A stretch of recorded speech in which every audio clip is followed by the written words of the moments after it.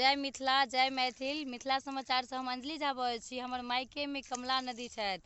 कमला के पेटे में हम सब रहे छी एक तरफ से, लेकिन हिनकर शक्ति देखियौन, महिमा देखियौन कमला मैया के, जे आइ तक हमरा सबके किछो एहन नहीं भेल है। बाढ़ियो आबैया, एहन बात नहीं छै कि नहीं आबैया, बहुत बाढ़ि अबैया।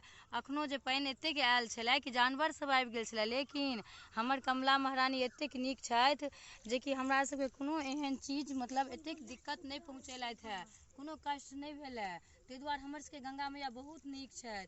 तऽ अहाँ सब जतऽ जे केओ छी ओतहिए से मतलब कमला महारानी के प्रणाम करू और गोर लागू। हमर कमला महारानी बहुत नीक छथि। बहुत बाढ़ि एलै, बहुत बाढ़ि एलै, लेकिन आइ तक हमरा सबके कोनो घटना नहीं भेल है, कियाकि तऽ हमसब हिनके पेट में रहै छी। बहुत रक्षा करै छथि, बहुत नीक छथि।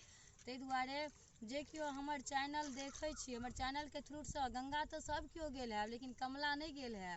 ताहि दुआरे हमर चैनल के थ्रू से कमला नदी के दर्शन कऽ लिअ, हमर कमला महारानी के, और प्रणाम कऽ लिअ। जय मिथिला, जय मैथिल। सब केओ के मिथिला समाचार में स्वागत अछि।